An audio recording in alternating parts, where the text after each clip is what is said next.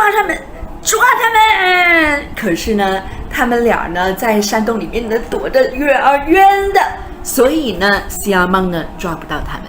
其实虾蟒呢并不是吃人类的所以它其实主要还是要拿水果而已。OK， 那么证明了什么呢？证明他们的担忧其实是过多了。可是人在恐惧里面呢，可能没有办法想太多。所以呢，他们在恐惧里面呢，很怕。可是当他们躲进洞里面呢，他们开始感觉有一点点安全感了。OK， 因为呢，虾蟒抓不到他们。他们就开始想说，我要怎么样走出这个洞里面？我要怎么样可以走回家？于是，情急之下，他们哼起了那一首古老的歌谣：啦啦啦啦啦啦啦啦啦啦啦啦啦啦。那这首歌谣的旋律是这样的，一直不断的重复，可是呢，里头的歌词呢，却有稍微的不一样。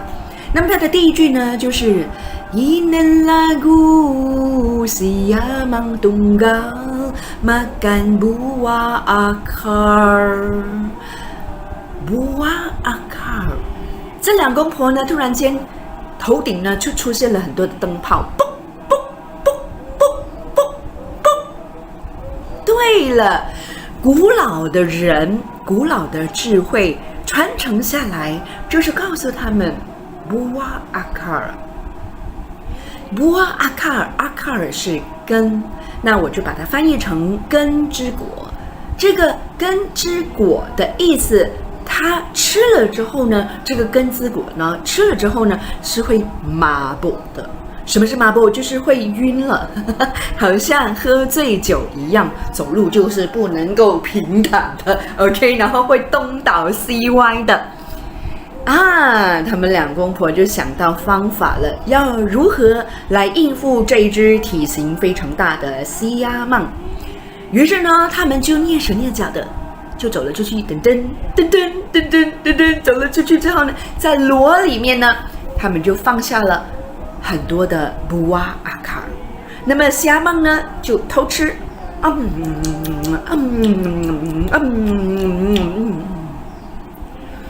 虾蟒麻痹了，晕了，然后虾蟒呢就突然间从山上呢就滚落到这一个平地上，然后呢在故事里面呢，其实它也化成了泥土，然后肥沃了这一方土地，然后又让很多的树木、很多的果树又在长大，然后开花结果。所以这个故事呢挺有意义的哈，就是叫做虾蟒。那么这首歌是 Inen lagu siamang tunggal makan buah akar， 轰轰轰轰轰轰轰轰轰，这个轰轰轰其实就是虾蟒的叫声 ，OK， 它的声音。这个故事很有趣啊！那很希望呢，就是呢，我们可以把这个故事呢继续的传承下去。那希望呢，你也把这个故事呢可以传出去，让更多人听到。谢谢。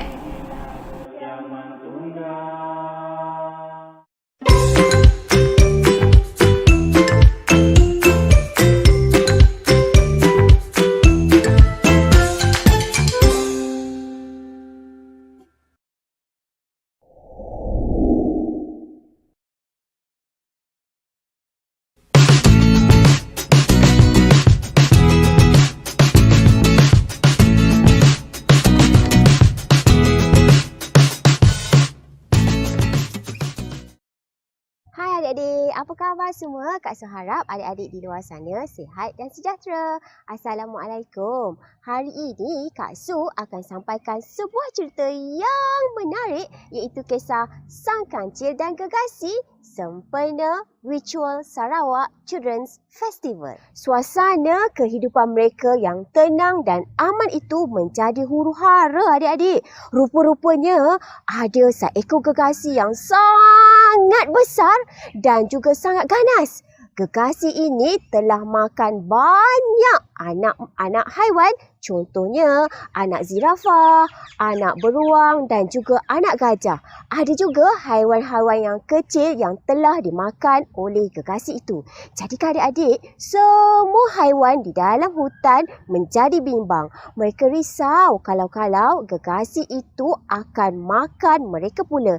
Jadi mereka bersepakat untuk berjumpa dengan seekor haiwan yang bijaksana. Adik-adik rasa siapa agaknya haiwan tersebut? Kak Su harap adik-adik jangan ke mana-mana kerana Kak Su akan bongkarkan rahsia haiwan itu. Diketuai dengan gajah, zirafah, beruang, harimau, monyet, burung, kura-kura pun adik. Ada semuanya, pergilah beramai-ramai mereka mencari sang kancil di rumah sang kancil. Bum bam, bum bam, bum bam. Bunyi kuat tapak kaki mereka dan pada ketika itu sang kancil sedang berehat di bawah sepohon pokok berdekatan dengan rumahnya. Tiba-tiba apabila sang kancil mendengar tapak kaki yang sangat kuat, sang kancil segera menyorok di dalam semak. Katanya dia pun takut juga adik-adik. Tapi kan adik-adik, apabila bunyi itu semakin hampir, sang kancil pun mengintai.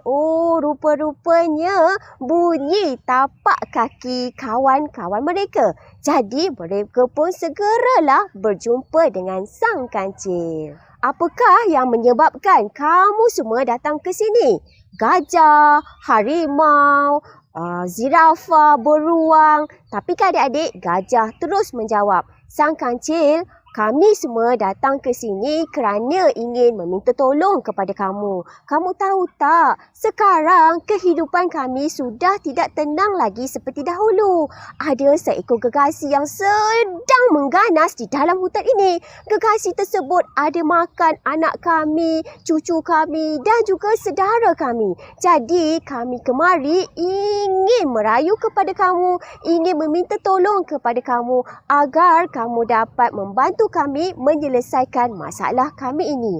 Jadi adik-adik, sang kancil pun mundar-mandir memikirkan apakah caranya yang paling sesuai untuk dia membantu rakan-rakannya itu. Sang kancil rasa bimbang juga kalau gegasi itu mengganas hingga menyebabkan semua haiwan di dalam hutan mati. Baiklah kawan-kawan semua, pergilah kamu pulang ke rumah kamu masing-masing.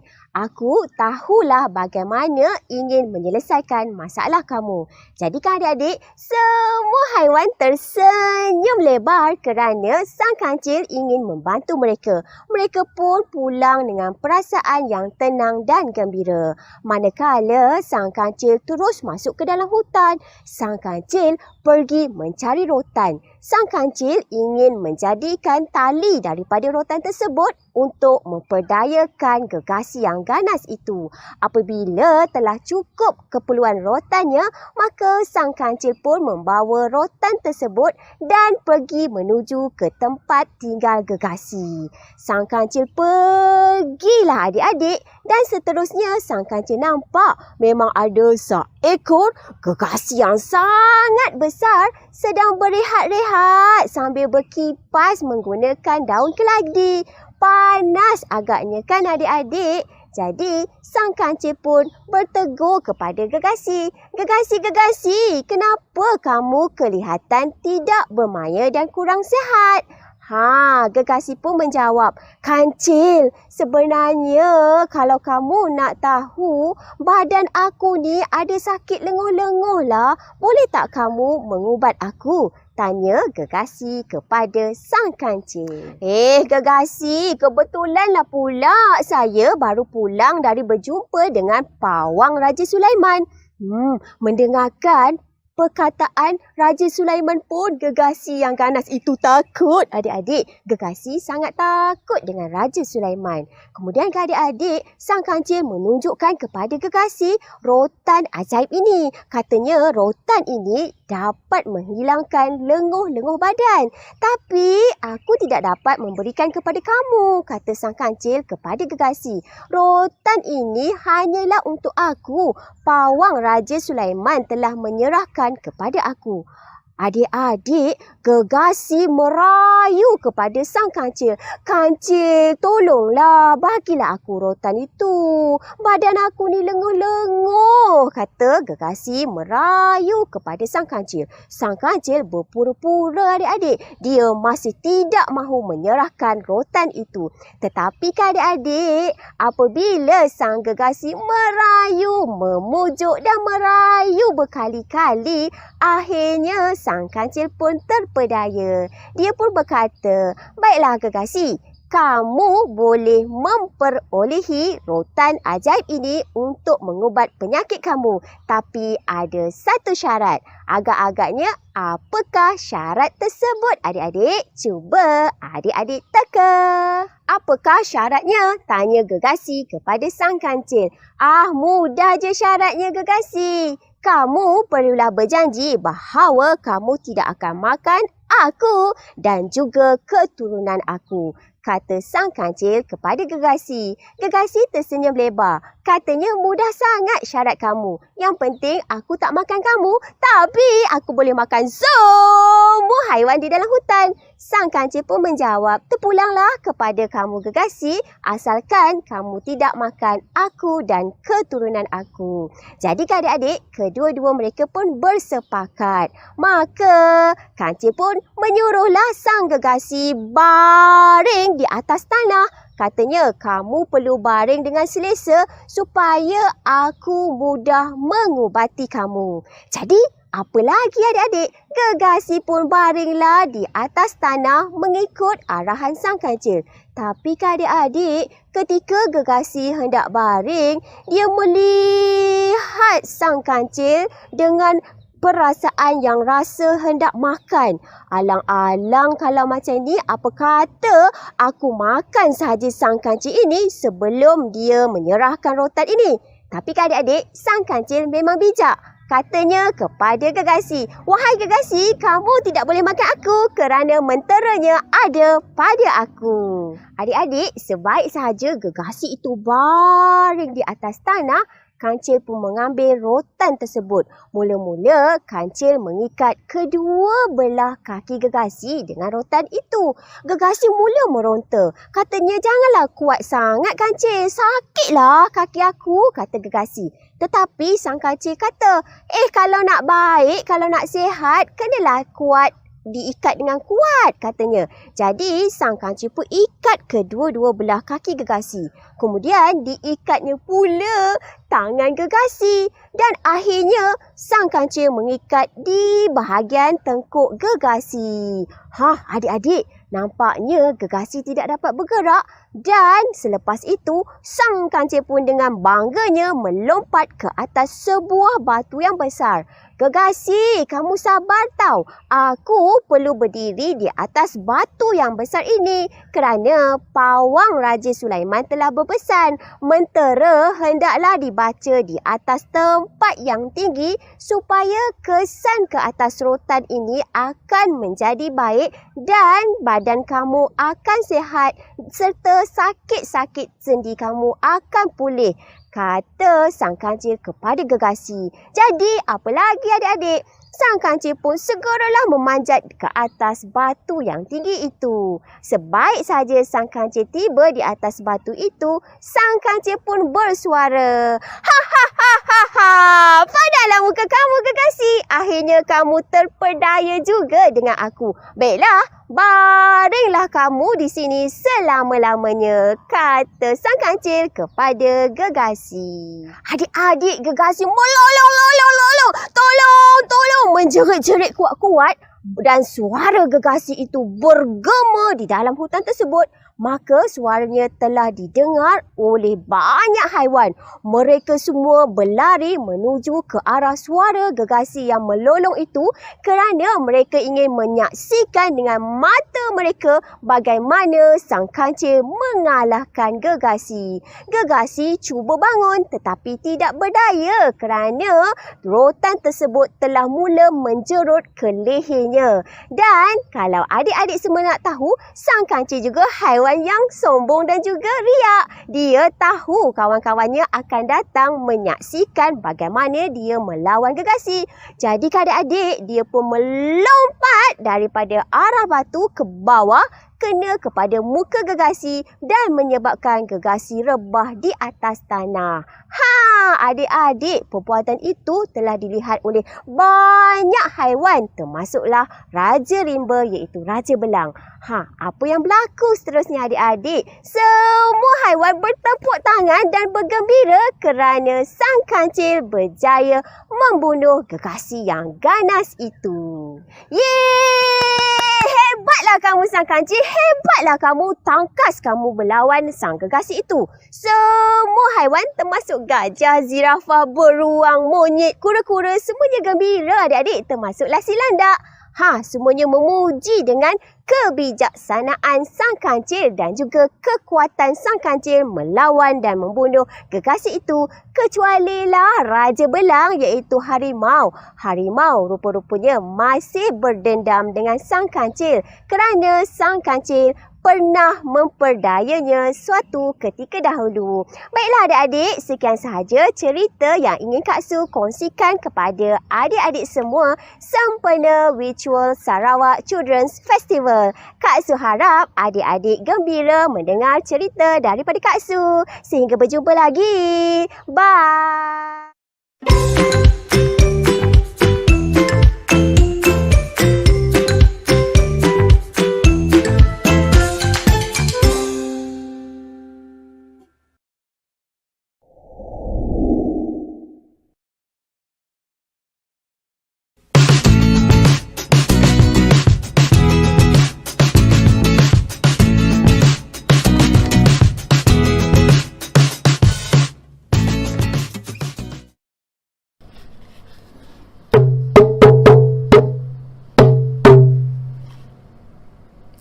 Here's a story.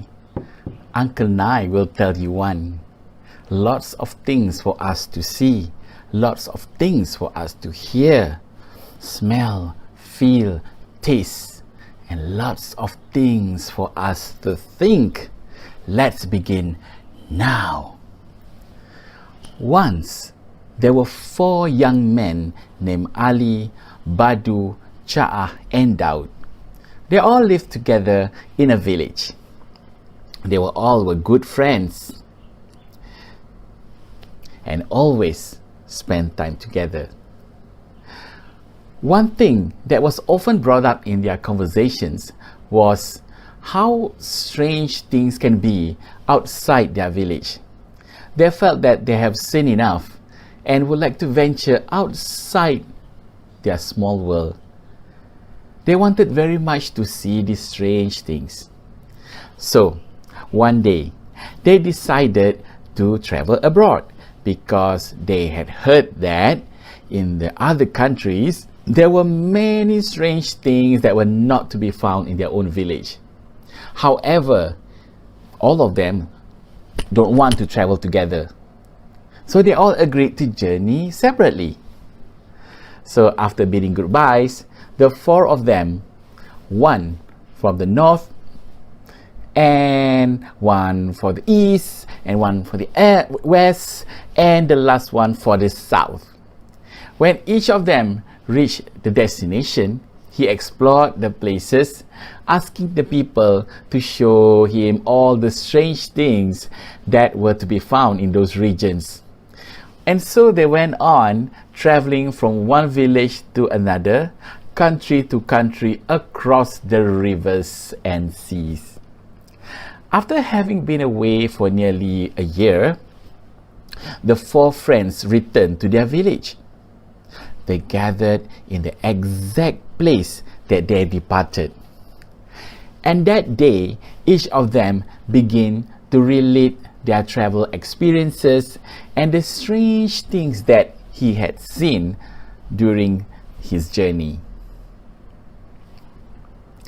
Ali was the first to start talking.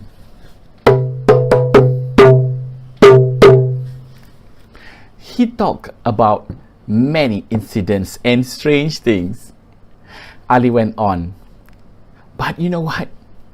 The most unusual of all was a very big buffalo that I saw. It was very big, almost as big as the houses, and each of the teeth was tens of feet long. If one tooth dropped, it was so heavy that you need 100 men to lift it. And Ali continued, once when it butted the earth, the whole country shook as though there was an earthquake. And when the giant buffalo ate, it cleared one whole jungle. And when it drank, a whole well became dry. Ali added, fortunately, however, the buffalo ate and drank only once a year. If it were to take its food daily like ordinary buffalo, then all of the jungles in the world would have been cleared and all the wells in the world would have to run dry. The chain to hold the buffalo is as thick as the trunk of a coconut tree. It was said that if the chain snapped, the buffalo would trample on everyone and destroy the world. The next person, Badu, not wishing to be outdone, said in a loud voice, "Ah, that was not so strange. I saw something which was more unusual. It was a gigantic tree that rose to a great height.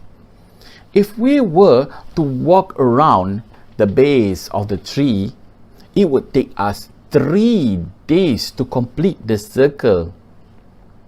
And it was said that a squirrel, tupai, climbing up the tree would take 100 days to reach the top, which was hidden in the clouds.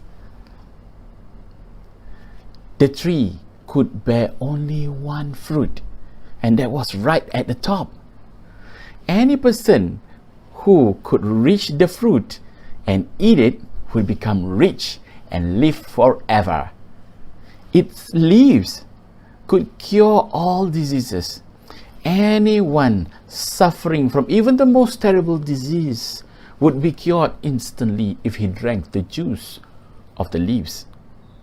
Unfortunately, it was difficult to get the leaves because all those leaves that fell to the ground went to the sea and were eaten by the fish.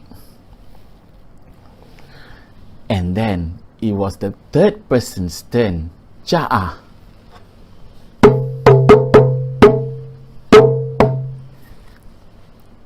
If that be your story, then I have a strange tale to tell you, said Ja'a boastfully. I came across a very thick rattan. Boys and girls, a rattan is a vine commonly found in Malaysian jungle. We call it rotan and is used to make canes and furniture. Ja'a continued. The rattan was very long and thick as a coconut tree. It was so long that it was impossible to measure. No one knows the tip of the rattan lies. Perhaps it lies in a remote jungle somewhere, but it is possible that it lies at the farthest end of the earth.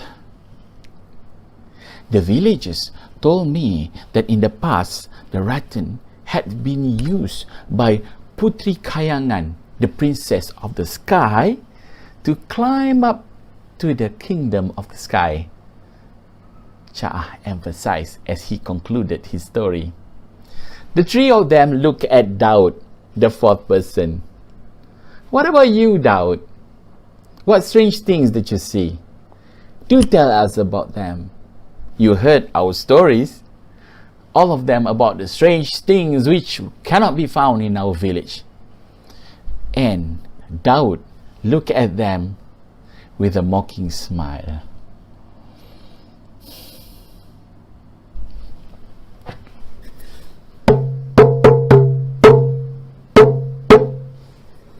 Daud said, "What I have seen is stranger and more unusual than any of the things that you have described.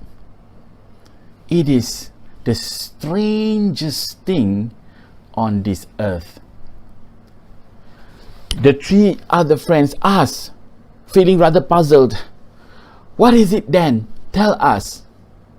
And they thought that their stories were the most unusual, and now Daud was telling them that he had seen something even more strange. They were therefore very keen to hear Daud's story. Now, how about you? Would you like to know what strange things that Daud saw?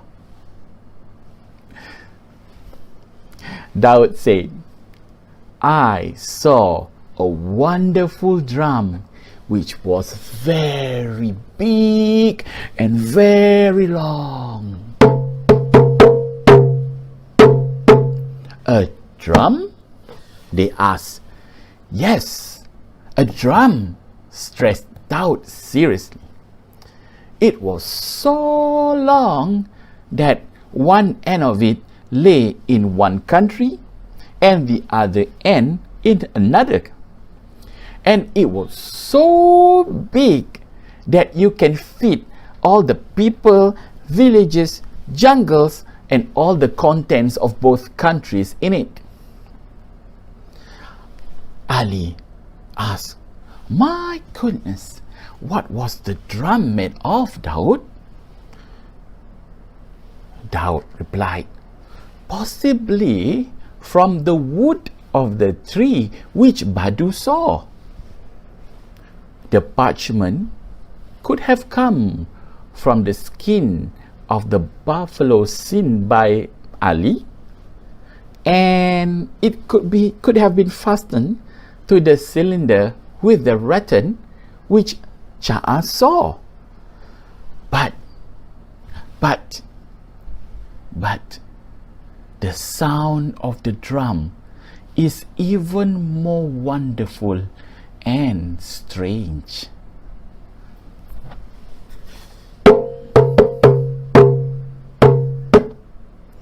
"How does it sound, Daud?" the three friends asked simultaneously.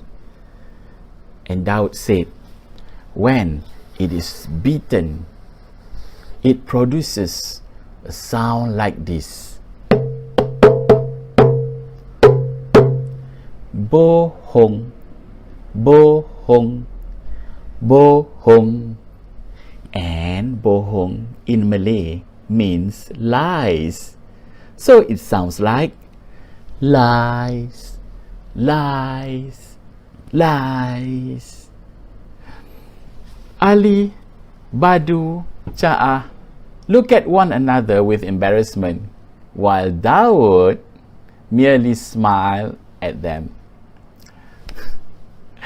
Since that day, they went on with their businesses, but they never talked about the big buffalo as big as the mountain, the giant tree with a top that reached the clouds, nor the rattan so long that it was impossible to measure. But each of their stories was told from one person to another, and another person to another, to this very day.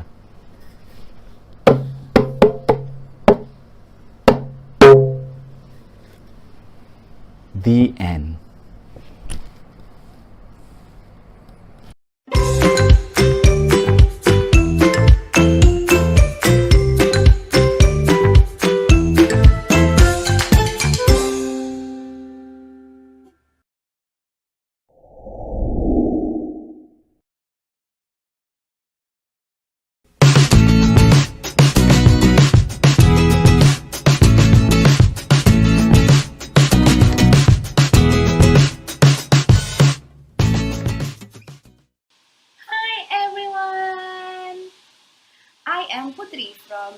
Malaysia, and I am very, very happy and excited to be here in Sarawak Children's Festival.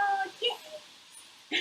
And today I would like to tell you a story about someone who loved the sea, who loved the beach. And for this story, I'm wearing beach shirt. So this man's name was Captain Swashby. He was a sailor, just like a sailor in that song. A sailor went to sea, to see what he could see.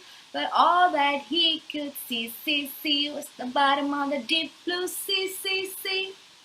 I love that song. And Mr. Swashby loved the sea, and the sea loved Mr. Swashby. She knew him in and out, up and down, better than anyone. So when Mr. Swashby retired, he bought a small house on a small beach. And it's everything he wanted it to be. Life was salty, sandy, and serene. Until squeaks and squeals sprang from an empty house next door, which was no longer empty.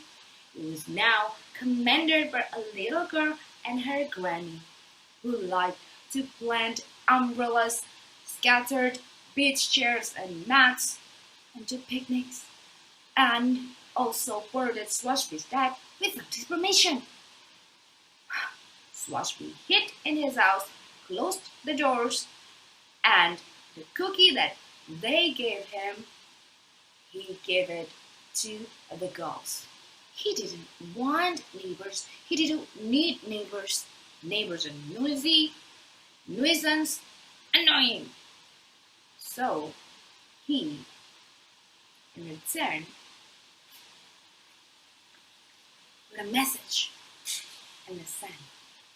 No trespassing. But the sea filled with just a little.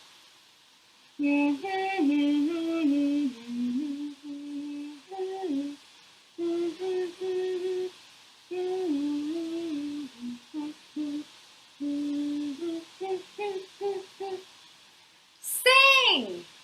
The girl read and did just that. She sang one song. A sailor went to sea, to see what she could see. But all that she could see was the bottom of deep blue sea. She sang it over and over again until she's tired, and she came to Mr. Swashby. What now? She asked. Mr. Swashby answered in another message.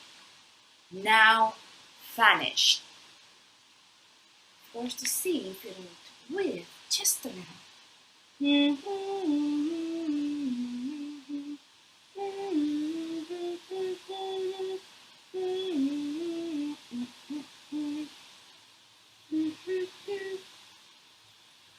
What? Wish! The girl took the starfish and closed her eyes. She said, I wish. No. Mrs. Swashby interrupted. That's not how you make a starfish wish. If you want to make a starfish wish, this is what you say. Starfish back to wave so blue, the sea will see our wish come true. Oh, how lovely, said the granny. We wish you to have some tea with us, Mr. Swashby. But Swashby wished to be left alone, so she mumbled and get back inside of his house. She didn't want tea. She didn't need tea. Tea was civilized. Tea was friendly. Tea was neighborly. So she wrote another message.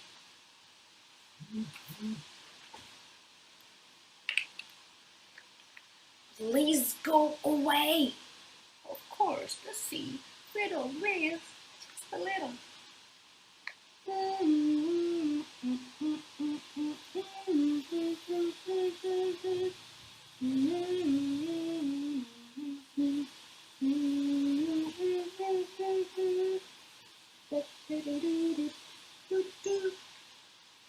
What? Can you read it? Play! The girl read and did just that. She took Sloshby's shovels and buckets and started to make her sand castle. But the tower kept falling. And Sloshby once again interrupted. No, no, no, that's not how you make a sand castle. You are not supposed to use the sun-baked sand. You use the sea sand, the wet sand. So Sloshby showed her how to dig the wet sand. Oh, the girl wanted to say thank you, but the Sloshby was already nowhere. So the girl continued on herself, and in no time, a beautiful sculpture of sandcastle built. And she put the shell and Sloshby once again interrupted by saying, "You should be using a clamshell." Oh, said the girl. Let's play, Mr. Sloshby. And Sloshby grunted. Sloshby don't play.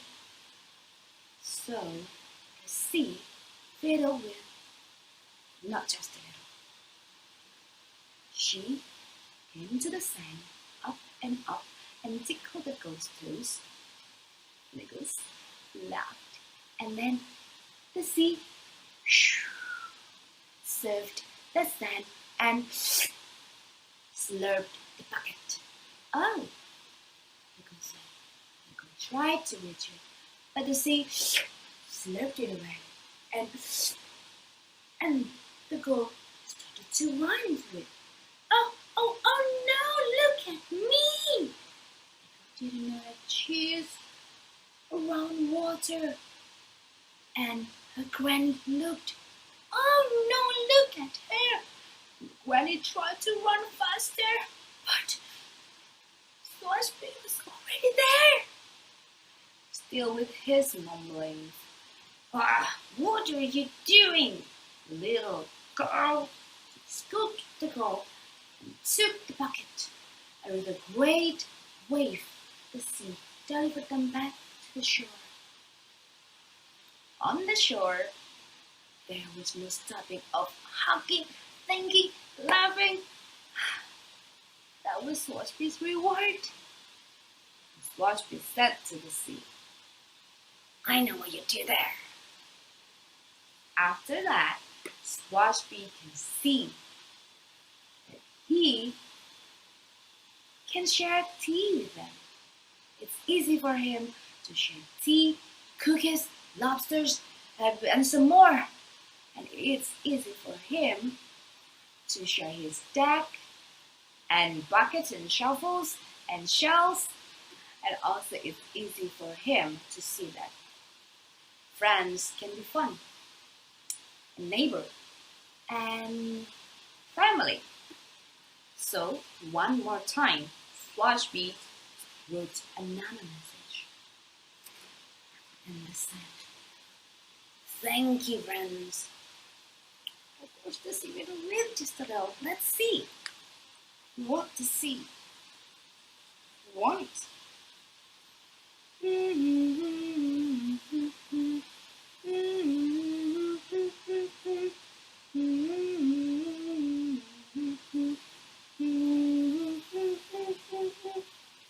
Oh, the sea also erased this, but I know what she meant to say is the end, because this is how the story ends. I hope you enjoyed this story called Sloshby and the Sea, written by Beth Ferry. Thank you for joining. I hope you like it.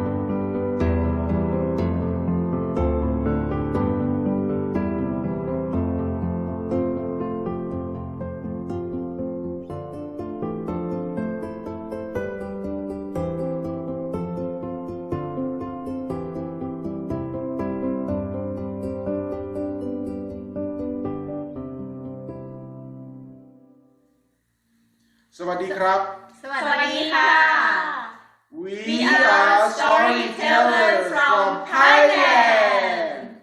I am ประสงค์สายหงส์ My name is พนิดาคุณกระโทก I am จงกิจวงพินิจ and my name is สยามนอุ่นบุญเรือง We are going to tell the story of ปลาครับของ The hero of the Mekong River.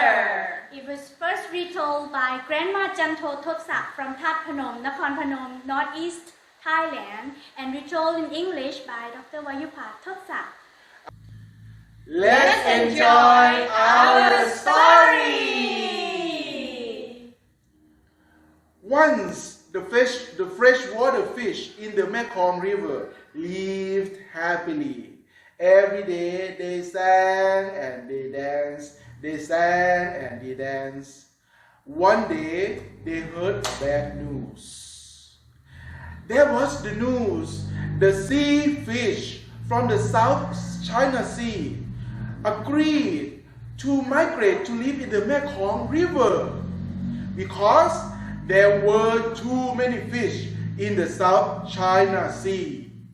This is the bad news. All the fish in the Mekong River were afraid.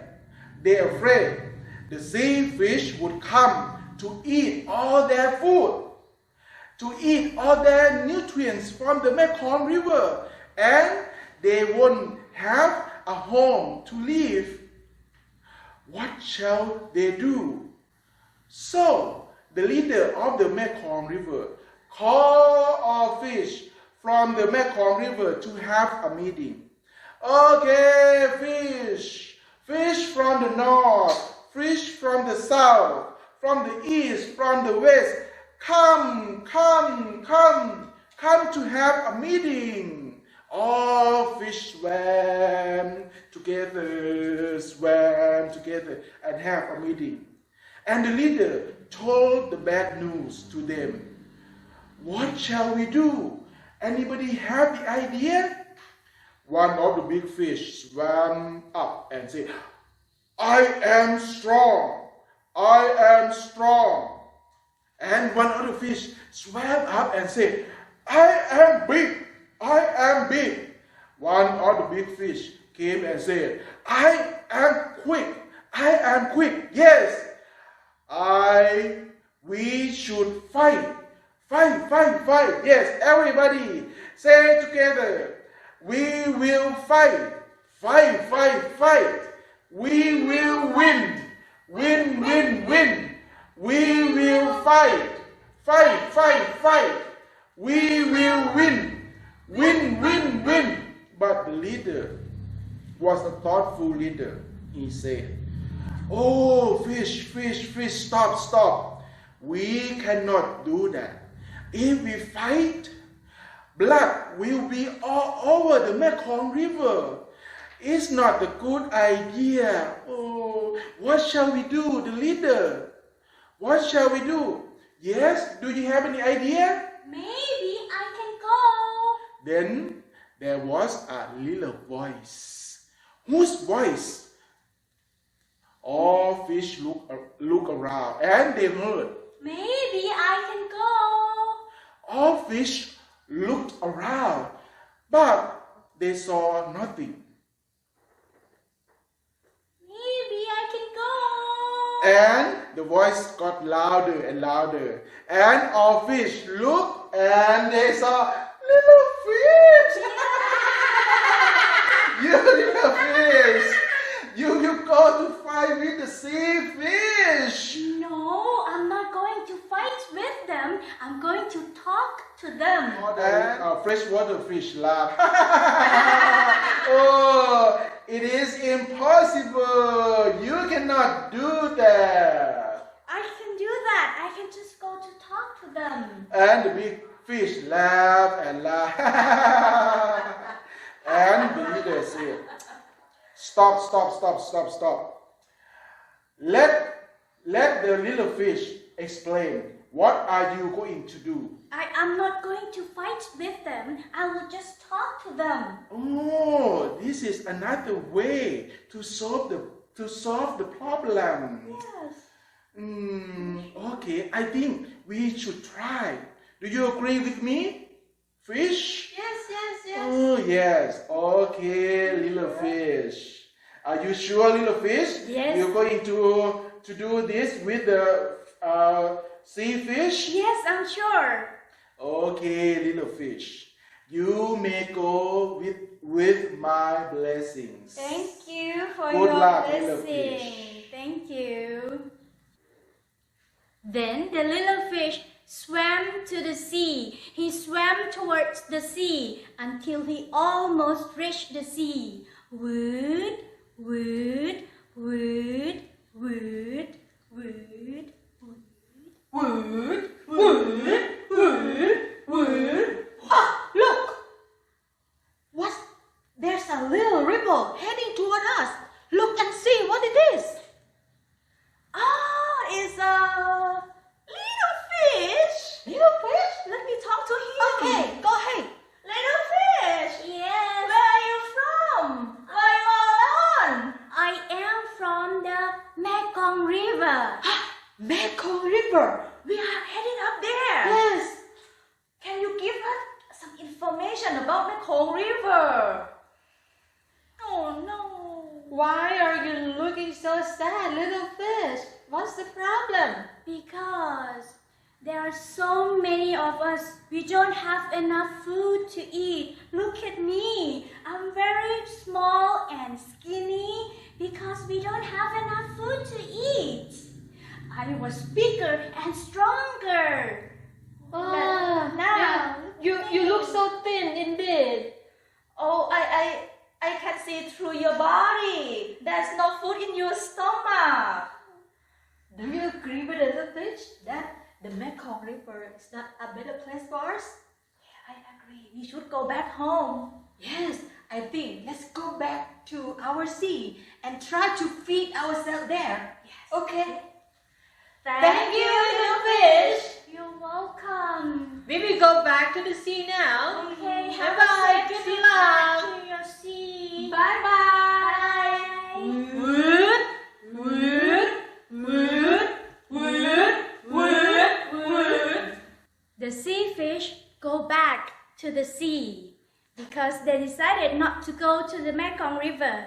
The little fish then returned to the Mekong River, but it was very difficult to swim against the current. He tried very hard.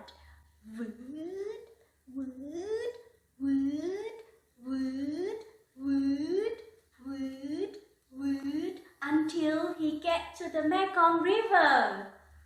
Wood, wood, wood, wood, Wood, wood.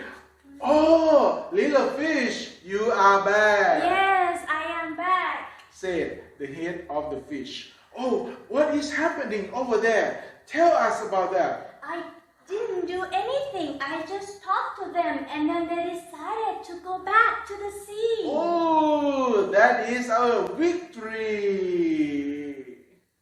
You are very brave and intelligent, little fish. Thank you. I don't have a name yet. Can I have a name? Oh, so the head of the fish thought about it. Yes, we call you little fish, but you don't have the name. Okay, everybody, I will name this fish. Let's call him ปลาคับของ ปลาคับของ Wow, that's my name. Thank you. What does it mean? It means the little fish whose wisdom and intelligence is as big as the Mekong River. Okay, everybody, let's celebrate our victory. Please come and enjoy our dance.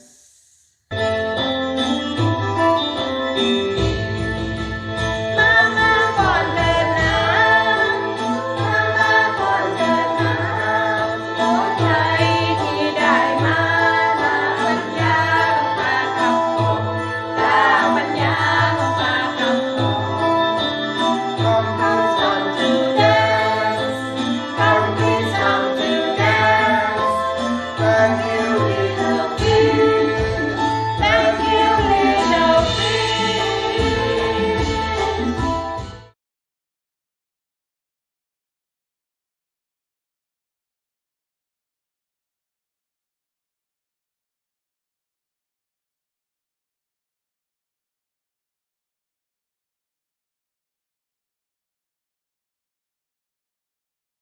that the story of Pakapkom, the hero of the Mekong River. Thank you.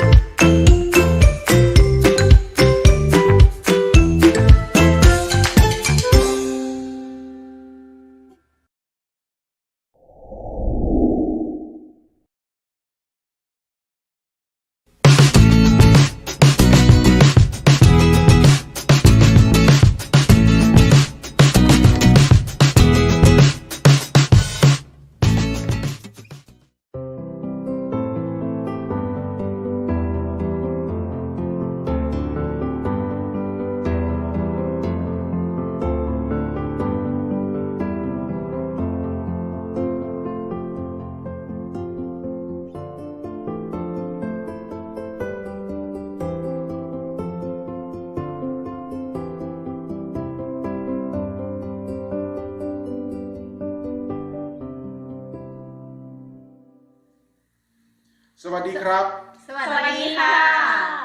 We are storytellers from Thailand.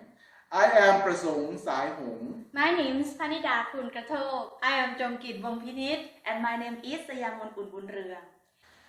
We are going to tell the story of Pakapkom, the hero of the Mekong River. It was first retold by Grandma Janto Thotsak from That Phanom, Nakhon Phanom, Northeast Thailand, and retold in English by Dr. Wayupat Thotsak.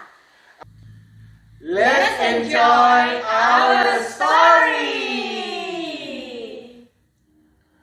Once the freshwater fish in the Mekong River lived happily. Every day they sang and they danced. They sang and they danced. One day they heard bad news. There was the news.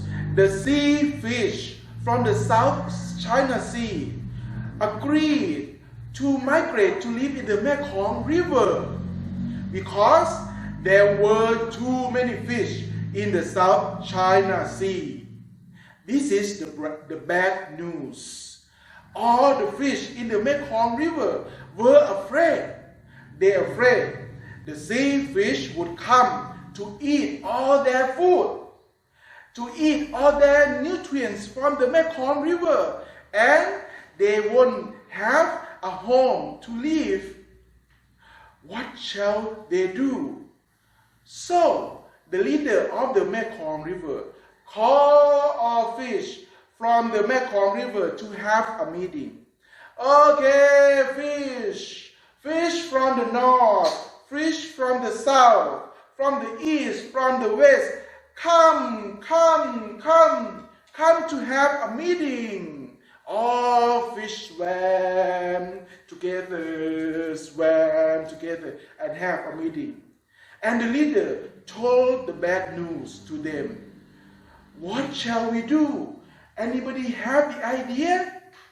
One of the big fish swam up and said, I am strong. And one other fish swam up and said, I am big. One of the big fish came and said, I am quick. Yes, we should fight. Yes, everybody say together. We will fight. We will win. Win. We will fight. We will win. Win. But the leader was a thoughtful leader. He said, oh, fish, stop. We cannot do that. If we fight, Blood will be all over the Mekong River. It's not a good idea. Oh, what shall we do, the leader? What shall we do? Yes, do you have any idea? Maybe I can go. Then there was a little voice. Whose voice? All fish look around and they heard. Maybe I can go. All fish looked around, but they saw nothing. Maybe I can go. And the voice got louder and louder. And all fish looked and they saw little fish. You little fish.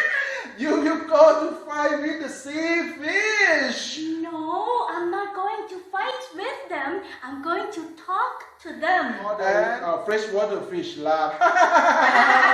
Oh, it is impossible. You cannot do that. I can do that. I can just go to talk to them. And the big fish laugh and laugh.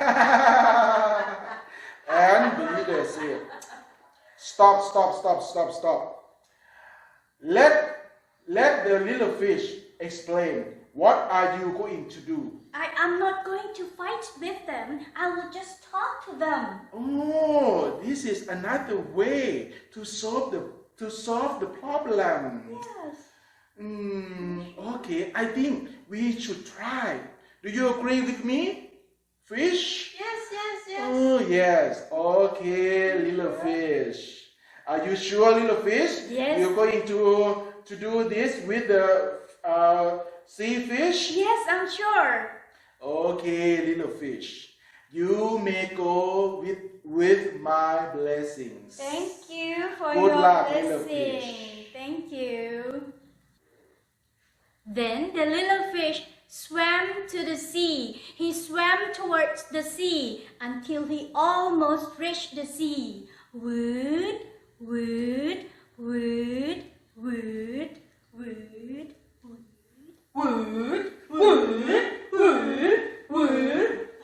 Look! What? There's a little ripple heading toward us. Look and see what it is. Ah, it's a little fish. Little fish? Let me talk to him. Okay, go ahead. Little fish. Yes. Where are you from? Where are you all on? I am from the Mekong River. Mekong River. We are headed up there. Yes. Can you give us some information about Mekong River? Oh no. Why are you looking so sad, little fish? What's the problem? Because there are so many of us. We don't have enough food to eat. Look at me. I'm very small and skinny because we don't have enough food to eat. I was bigger and stronger. Oh, now you look so thin indeed. Oh, I can see through your body. There's no food in your stomach. Do you agree with the fish that the Mekong River is not a better place for us? Yeah, I agree. We should go back home. Yes, I think let's go back to our sea and try to feed ourselves there. Yes. Okay. Thank you, little fish. You're welcome. We will go back to the sea now. Okay, have Bye-bye. a safe Good trip luck. back to your sea. Bye-bye.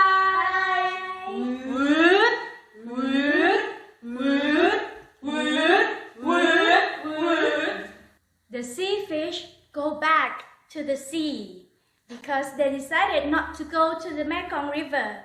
The little fish then returned to the Mekong River, but it was very difficult to swim against the current.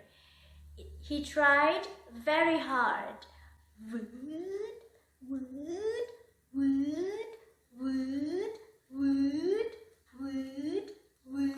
Until he get to the Mekong River.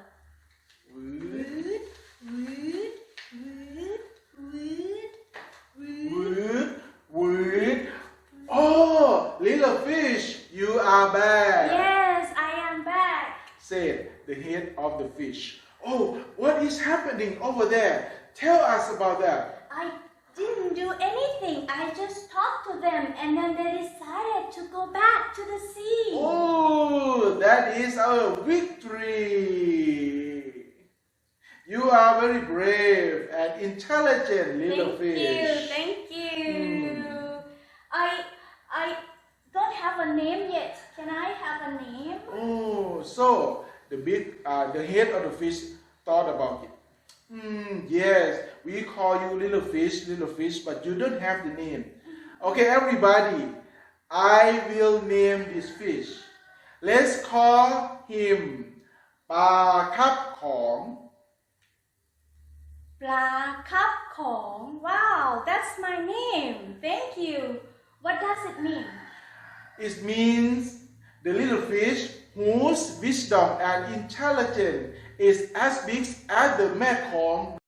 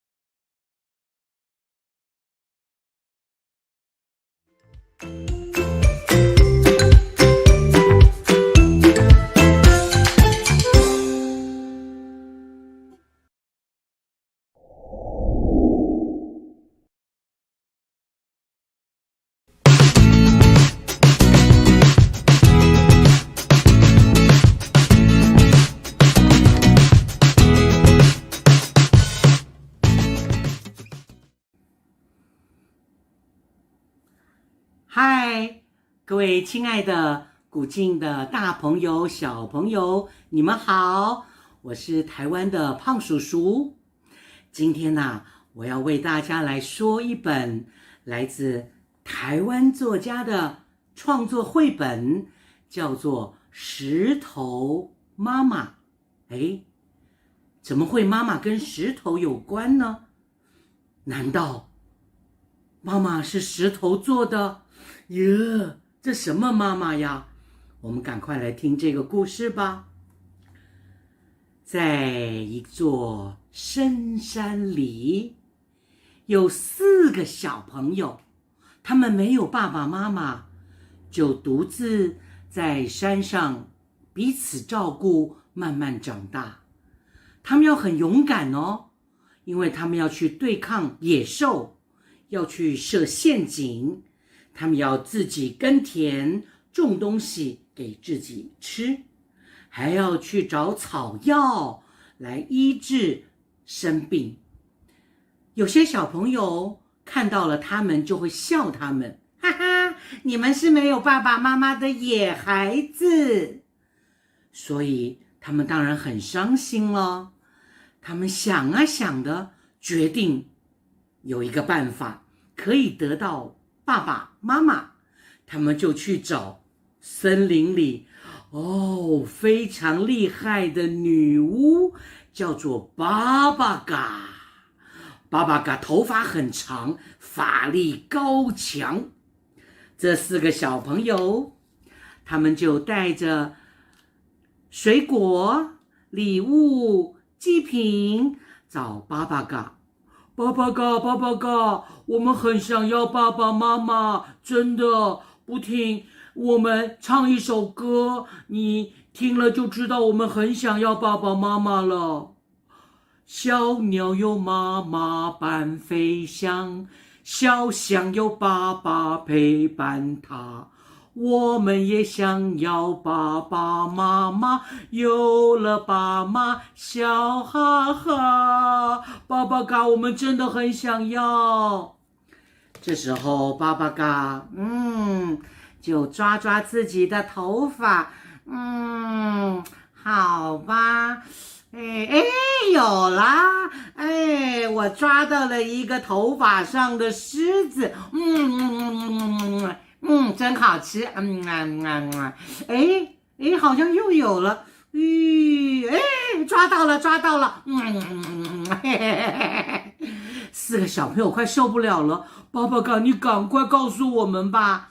好啦，那我问你们只能选一个。要爸爸还是妈妈？我们要妈妈，我们都是男的，男的太多了，我们要妈妈。好，那你们要算一个算术，把你们的年龄加起来，算错就没机会咯。还要算数，所以4个小朋友开始算。我是6岁，我是8岁，14岁，我是11岁，8加6加8 14加11 25，我是13岁，8加14 25 1338，爸爸嘎，我们是38，太好了，那你们就到河里面去找白白的石头，一定要非常的白，光滑的，没有伤痕条纹的，找28颗，然后把它晒干了，摆在为妈妈准备的床上。工作之后，太阳下山前，回到家大喊3声妈妈妈妈妈妈，那你们的妈妈就会变出来咯。谢谢爸爸嘎。4个小朋友到了河边，找了3天3夜，好不容易找到了28颗白白的、干干净净、很平滑的石头，然后把它晒干了，摆在床上。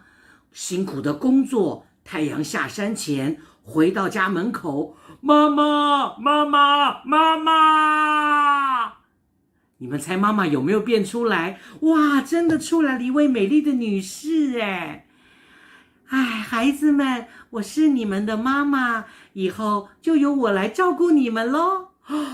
真的有妈妈真是太好了，从此以后，他们肚子饿了，妈妈会做饭给他们吃，然后会教他们做人的道理，他们就有礼貌又懂事，没人说他们是野孩子。家里整理得干干净净的，好像变大了。而且晚上睡觉前，妈妈会说故事给他们听，好幸福啊！一年的过去，孩子们都长大了，过了10年了，他们都变成了年轻人了。可是不知道为什么，他们为了一件事情开始吵架了，因为他们爱上了同一位女孩，所以每天都在吵。我跟你讲哦，你不要跟我抢哦。谁在跟你抢啊？是你在跟我抢，好不好？哎呀，你们不要吵了。我告诉你们，那个女孩子喜欢我。谁说喜欢你呀？我觉得那个女孩喜欢我，喜欢我。吵啊吵的，妈妈觉得很难过，就跟他们说：孩子们，你们不要为了一个女孩子吵架吧。4个孩子都不听，妈妈没办法，只好就跑去问那女孩子，到底她爱的是她哪一个儿子？结果女孩告诉她的答案是4个兄弟都是她的好朋友，而那女孩已经有男朋友了，今天晚上要跟他搬到其他地方去住了。回来妈妈就把这件事告诉4兄弟，可是他们会相信吗？他们跟妈妈说：谁让你去问的，多管闲事。对呀，我们才不相信你说的呢。你是不是怕他把我们抢走，故意骗我们的？对呀，你要搞清楚，你是石头变的。对呀，你是石头变的，你是石头妈妈。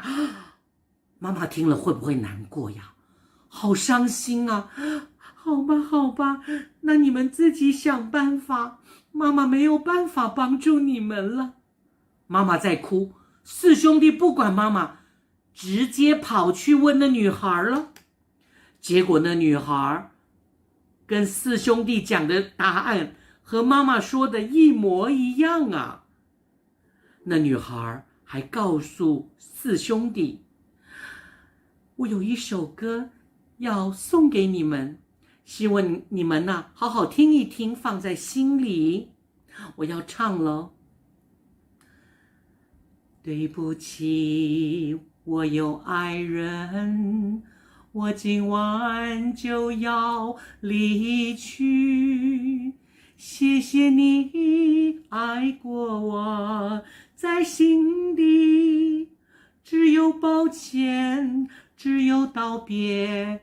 别忘记家里有人等你，他永远不会放弃爱你。这一下子4兄弟完全就明白了，他们对妈妈不礼貌，他们做了最错的事情，赶快跑回家。妈妈，我们错了，妈妈，请你原谅我们，妈妈。可是找不到了，不在房间，不在厨房，不在院子，到处都找不到。他们赶快去求助巴巴嘎女巫。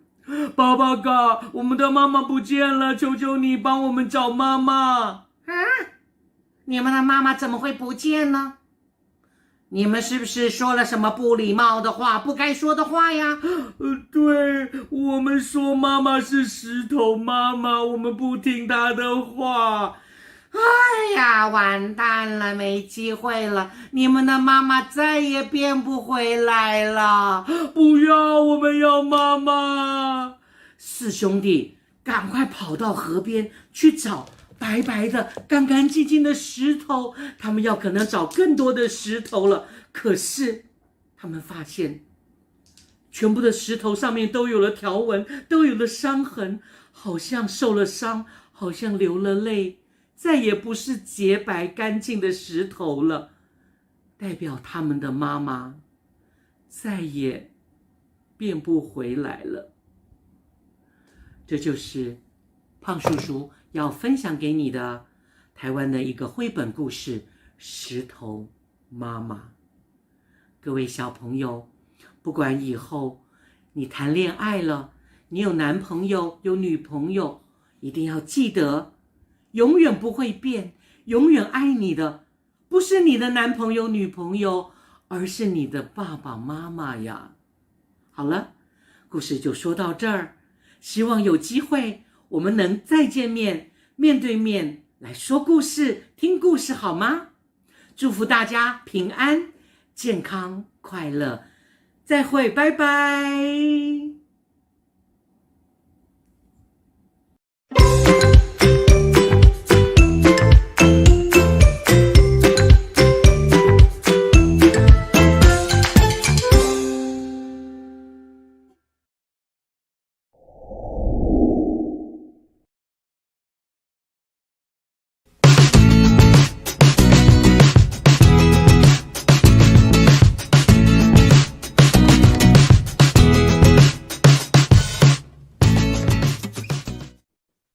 Na na na na na na.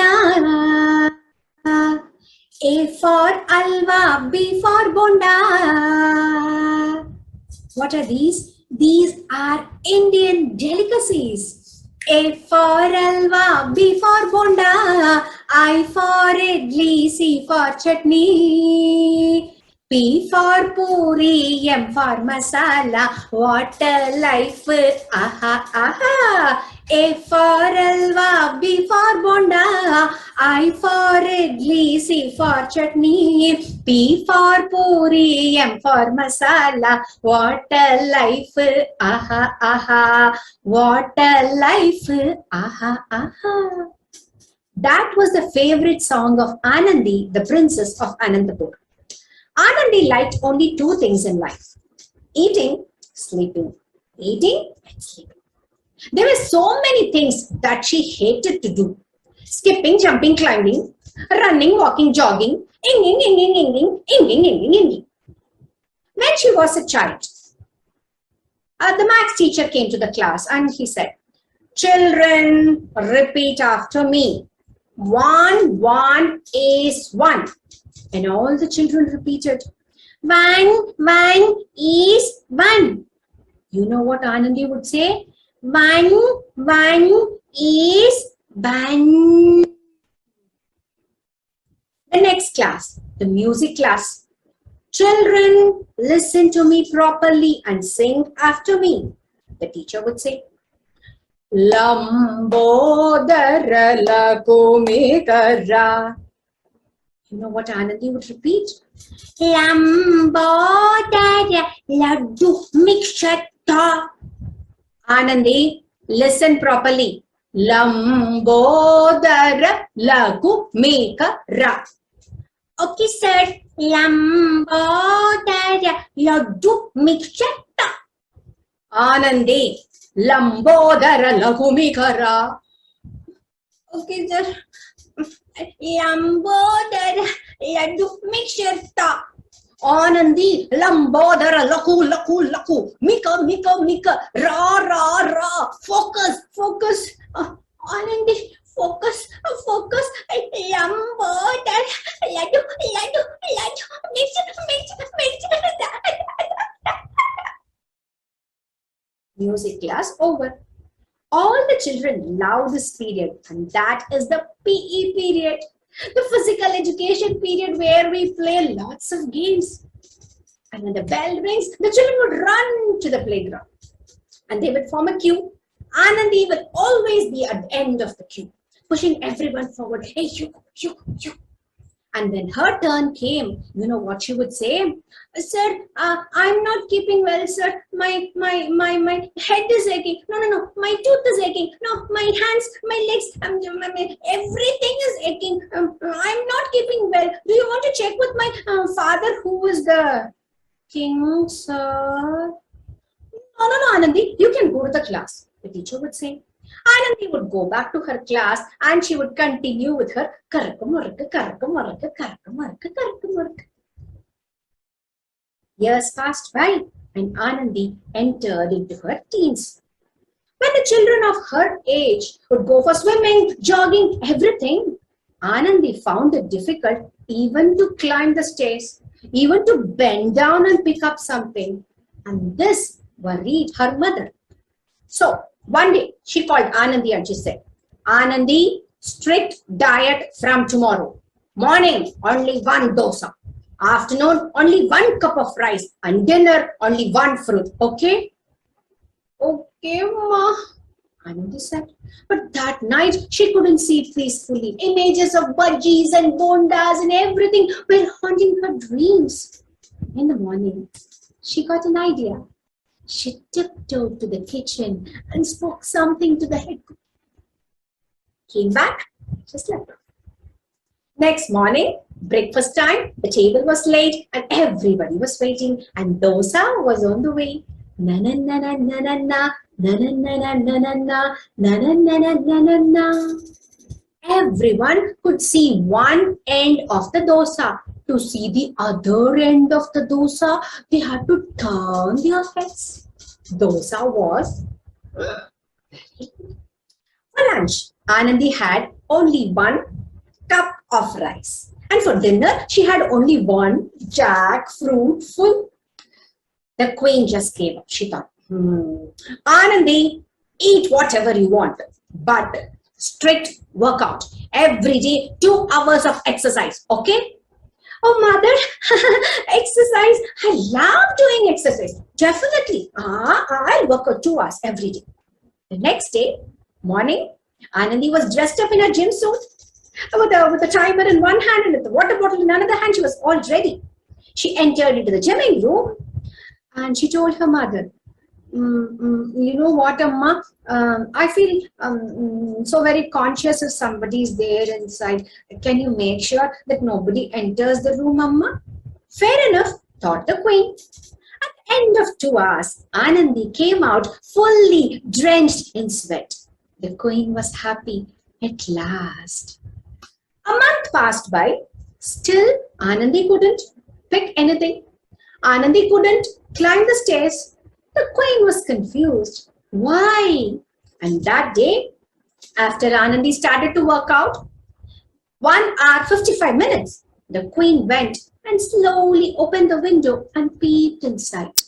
And there Anandi was resting after a strenuous workout in a relaxing pose. Oh, my dear child, the queen kept looking at Anandi. The timer went off. Anandi woke up. She just wiped her face, took the water bottle, poured on herself, and then came out and looked at her mother and said, Amma, look the way I'm drenched in sweat. The queen just gave up. By then, the news about Anandi spread far and wide, and all the other kings started to mock at Anandi's father. Your daughter, does she know horse riding? Does she know kung fu, karate, anything at all? Your kingdom will be ours in no time. And this really worried the king. So he called the masters and Anandi and said, Anandi, no more excuses. Zumba, karate, kung fu, boxing. And you're learning all of these, okay? Zumba, karate, kung fu, boxing, Zumba, karate, kung fu, Zumba, karate, kung fu, boxing, Zumba, karate, kung fu, boxing, Zumba, karate, kung fu, Zumba. I cannot breathe. No taste. No smell. I'm having headache. I think I'm having a COVID attack. I'm having COVID. Immediately, everyone ran away. Only the king, queen, and Anandi were there. Anandi burst out laughing. Kung fu, karate, Zumba, boxing, everyone is scared of COVID. But only she was laughing. There was no other sound. She looked at the king and the queen, who were seated in their thrones, looking at Anandi with such a disappointed look on their faces. that moment, something changed inside Anandi. Something hurt her so much, and she decided to change. Let us not get into the details, but within few months, Anandi became the most fittest princess that everyone adored. And you know what her favorite song changed to? A for aerobics, B for broccoli. A for aerobics, B for broccoli, T for trekking, D for dancing. Yes for swimming, J for jumping. Healthy life, zing, zing, zing, zing. Healthy life, zing, zing, zing, zing. Healthy life, zing, zing, zing, zing. Healthy life, zing, zing, zing, zing, zing, zing, zing. Thanks for listening to the story of Anandi, written by myself, inspired by an Indian folktale. Thank you.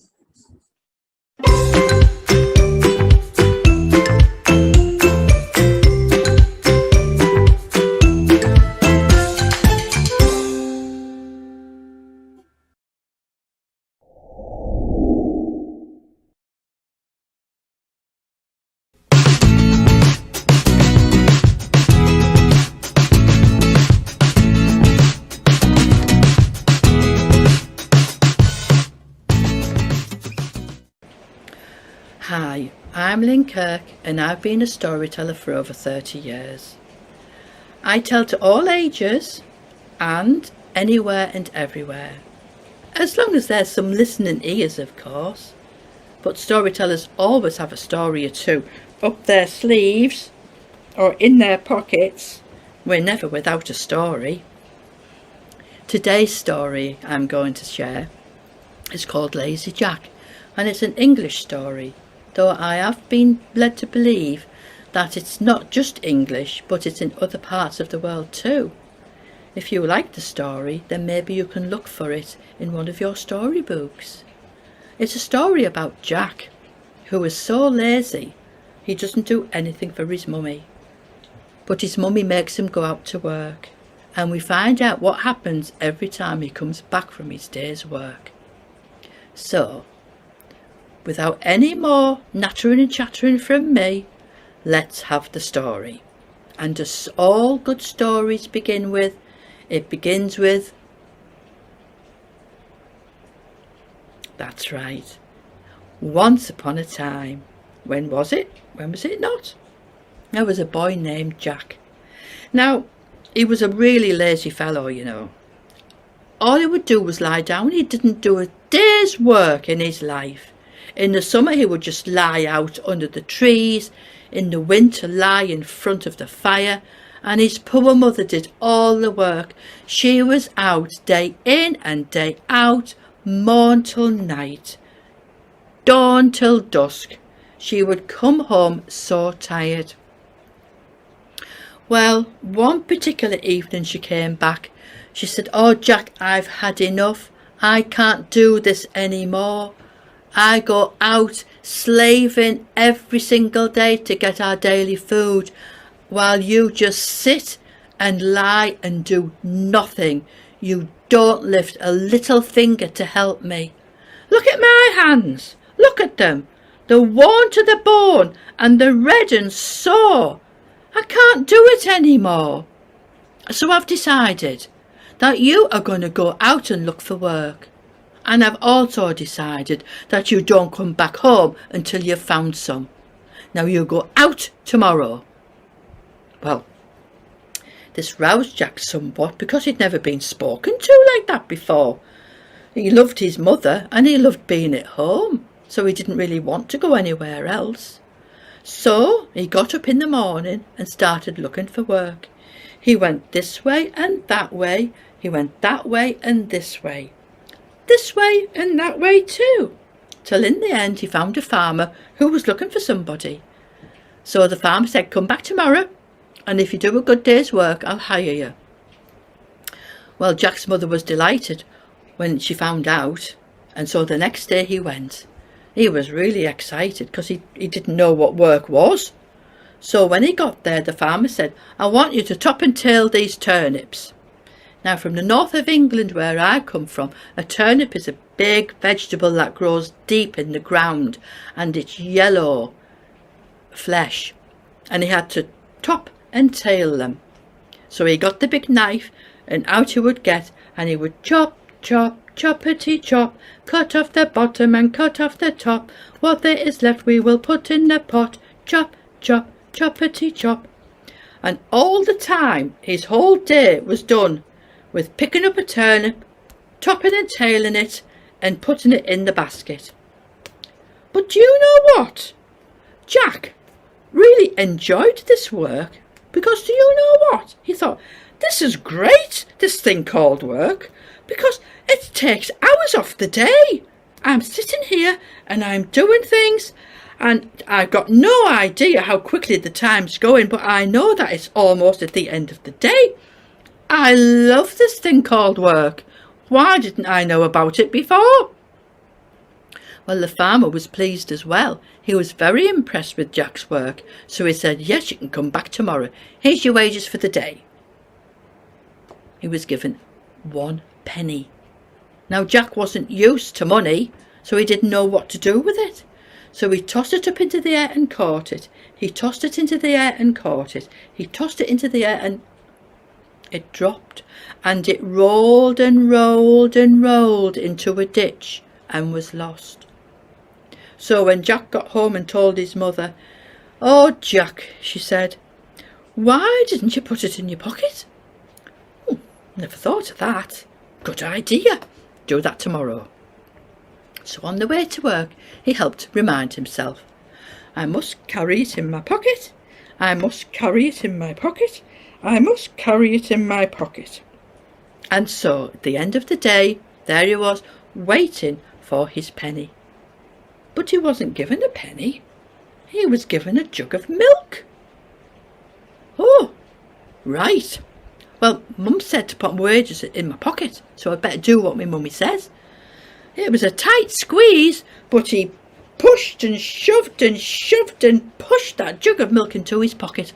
And on the way home, it splished and splashed and splashed and splished and splished and splashed and splashed and splished, till in the end, by the time he got home, his leg was soaking wet with milk and the jug was empty, and his mother could see what had happened. "Jack, why did you put a jug of milk in your pocket?" "Well, you told me to put my wages in my pocket. That was for a penny. The jug of milk you should have carried on your head." "Ah, what a good idea. I'd better do that tomorrow, hadn't I?" So to help himself, on the way to work, he reminded himself, "Must carry it on my head. I must carry it on my head. I must carry it on my head." And so, at the end of the day, he was getting ready to get the jug of milk. But it wasn't a jug of milk. It was a big, soft cheese. But his mum said, "Put your wages on your head." So he put the cheese on his head. And it had been a hot day that day, so when he was walking home, it was rather hot still. So the cheese was beginning to melt, and it ended up moulding to his head. And it stuck to his hair, and it stuck to his head, and the cheese began to run down his face and down his neck, sticking everywhere around him. And I tell you what, by the time he got home, it stuck to high heaven. "Oh, Jack, why did you carry it on your head?" "Well, you said to carry my wages on my head." "That was the jug of milk. You should have carried that in your hands." "Oh, okay. I'll do that tomorrow." So the next day, he reminds himself, "Can you help me, children? I must carry it in my hands. I must carry it in my hands. I must carry it in my hands." And so at the end of the day, there he's waiting for his cheese. But I think you might have guessed by now, he didn't get a cheese, did he? No, he was given a big tomcat. And a tomcat, children, is a big boy cat. Well, the cat wasn't very happy being held by Jack walking home. So it wriggled and squiggled and squiggled and wriggled and wriggled and squiggled and squiggled and wriggled and wriggled and squiggled and squiggled and wriggled. And the cat ran away, and all that Jack was left with was aching and scratched arms. And when he got home, his mother said, "Oh, Jack, what am I to do with you? You should have tied some string around its neck and gently pulled it behind you." "I'll do that tomorrow." So he gets some string and put it in his pocket, and on the way he helps remind himself, "Can you join in with me? I must gently pull it behind me, gently pull it behind me, gently pull it behind me." So at the end of the day, he's got the string ready.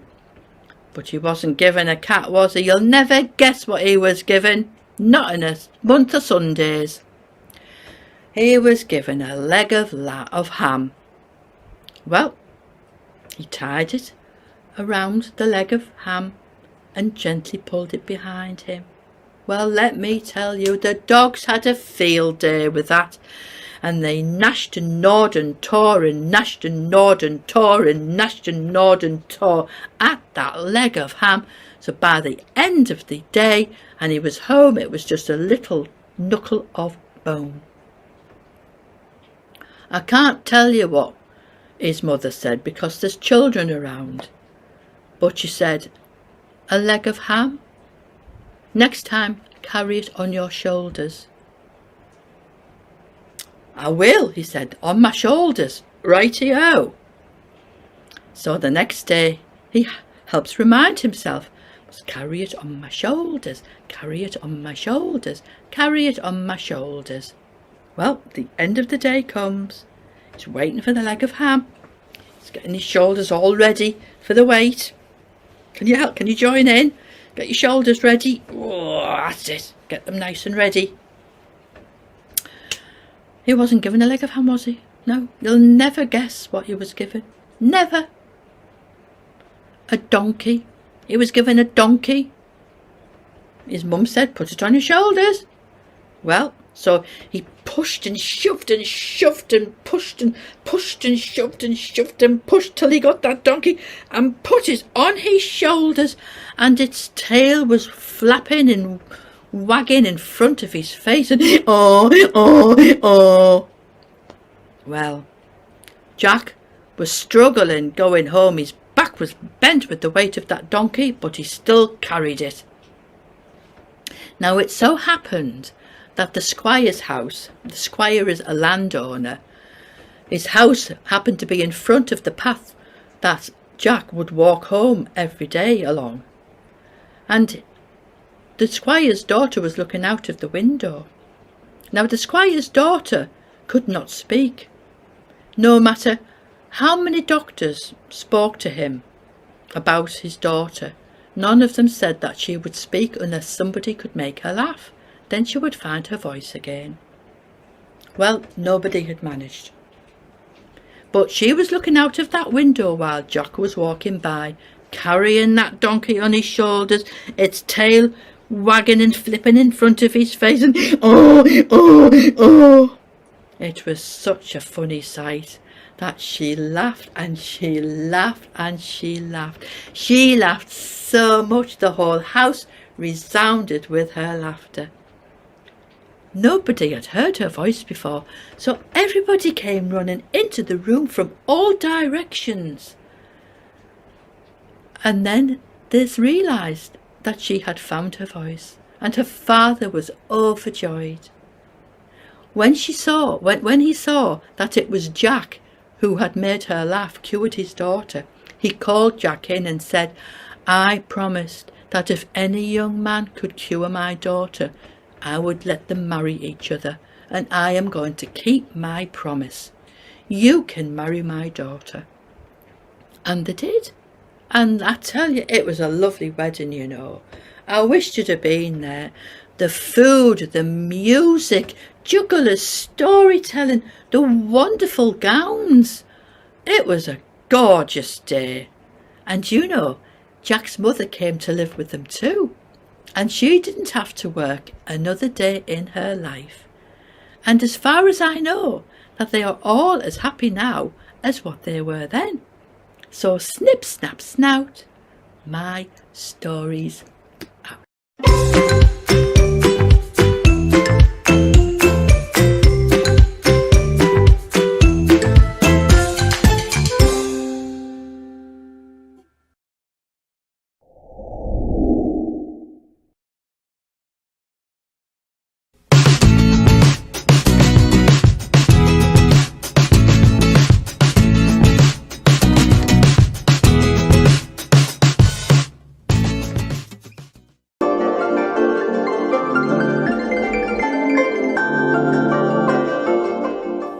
Hello, everybody. My name is Mr. Ritter. I'm here today to tell you a story, but it's a story in a way that you may never have heard a story told before. It's called Kamishibai. This box is called Kamishibai, and I'll tell you a secret. It's a magical box. Yes, it comes all the way from Japan. Japan's another country, you know, thousands of miles away across the Pacific Ocean. And there, about 100 years ago, old fellows, rather like me, would put one of these on the back of their bicycle, and they would ride around a neighborhood until they found a spot where they thought they could attract an audience, and they would take out their hiyoshigi, and they would make that sound. Children could hear it from all over, and they would come dashing out of their houses because they wanted the stories. So Kamishibai is a big word, but it breaks down into two smaller words, kami and shibai. Kami means paper. Shibai means a theater. Paper, theater. Are you ready for a story? Well, there happens to be a story right here. Shall we do it? Okay, here we go. This story is called The Empty Pot. It's a very old folk tale from China. Once upon a time in China, there was an emperor who did not have a child. He was worried about the future. Who will become the emperor after I die? The emperor loved flowers, so he decided to let the flowers determine who would be the next emperor. Now, in this kingdom, there lived a little boy named Ping, and Ping lived with his mommy. They lived surrounded by many different kinds of flowers. And Ping's mother taught the boy everything she knew about how to grow and care for flowers. The emperor asked all the children of his kingdom to come to his palace. Many of the children came, including Ping. Well, the emperor taught the children that he was looking for a wise and honest child to become the next emperor. He gave each child a flower seed. He told them that they should plant it in a pot when they got back home and take very good care of it. And they should bring that pot back to the emperor after a year had gone by. And he would then choose the next emperor. Ping went home. He took out the very best pot they had. He filled it with the best soil that he could find, and he carefully planted the seed. He knew that plants needed good, rich soil in order to grow. Every day, Ping carefully watered his plant. He kept the pot in the best spot of the garden where there was plenty of sunshine. He did everything that he knew was good for plants, and he waited for the sprout to come out. Every morning he looked at the pot, but nothing ever happened. A year went by. It was the day to take the pot to the palace, but there was still nothing in the pot.